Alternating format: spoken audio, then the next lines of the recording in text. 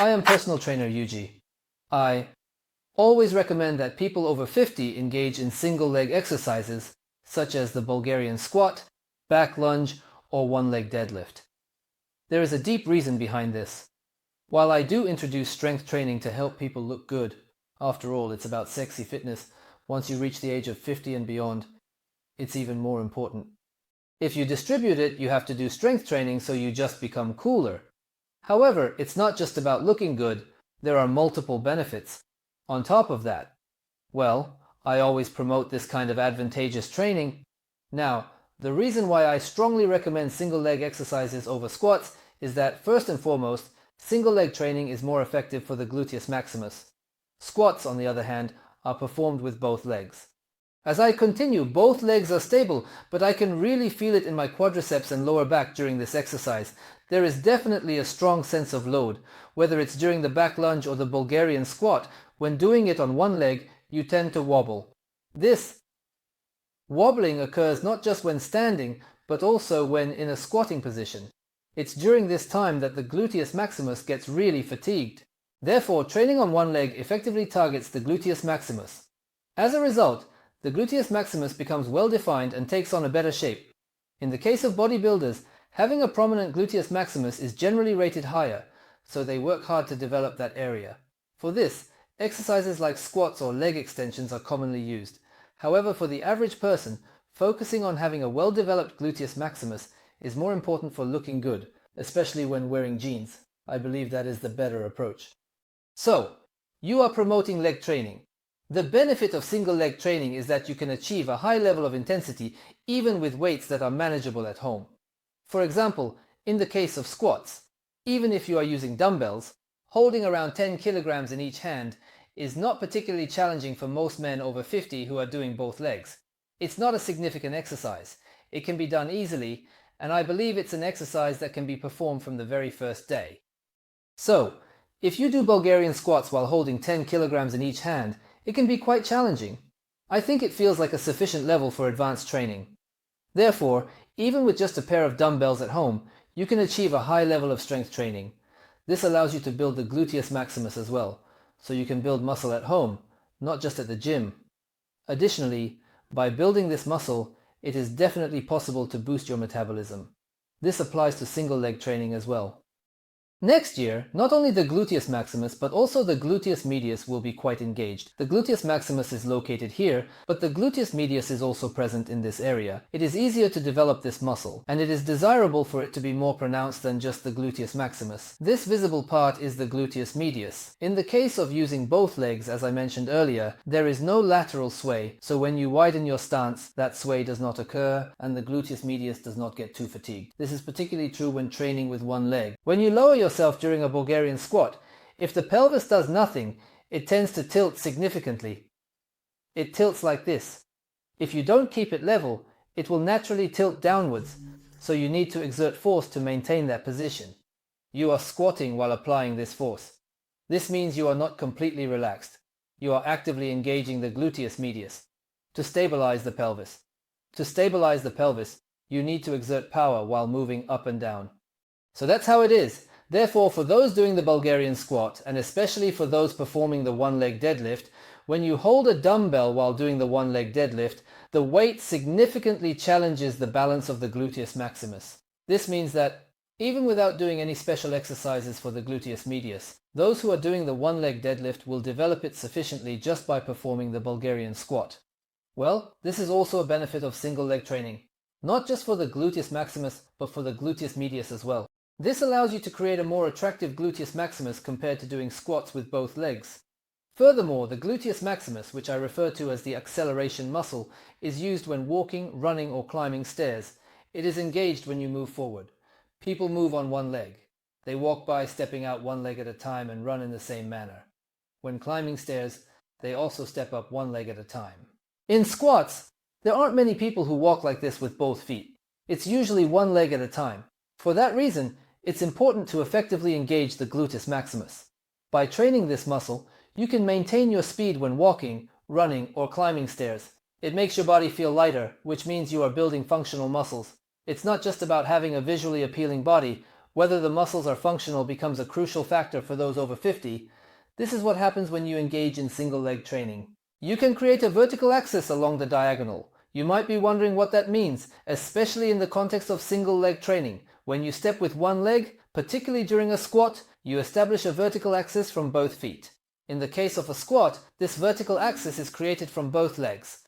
However, with single leg training, the point where your foot meets the ground and your center of gravity are not aligned perfectly. There is a shift here. It is not a straight line. This shift exists, and from here we can consider the diagonal.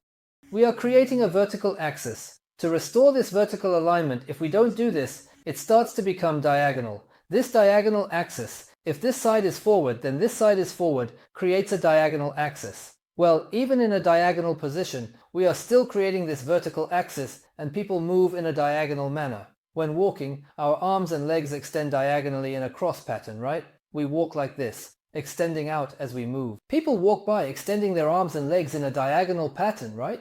When running, this diagonal movement is used even more strongly. While it is diagonal, it also has a vertical component. When kicking, the body is used in a diagonal manner as well. The same goes for throwing. The body operates along a diagonal line. Although it may seem straightforward when viewed from the front, often basic movements are performed with one hand and one foot, which involves moving in this diagonal direction.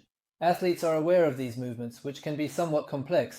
We engage in various sexual activities, but if there's extra time, we can do those things. However, even without that, exercises like the Bulgarian squat and back lunge can create a certain diagonal axis, which is more beneficial than doing squats with both legs.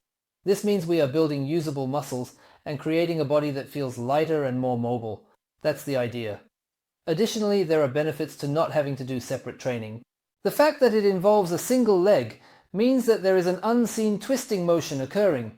Well, in reality, there isn't any twisting. However, it is an exercise that suppresses twisting. I would like you to look at this diagram. On the right side of this diagram, there are terms like part-time upper and lower funds, and alternative method accounting. All of these can be collectively referred to as the hip joint triumphant army. Essentially, this is what is behind this concept. We use the force that rotates outward. Right now, as I demonstrate, I'm utilizing that area, and there are ways to train with these movements.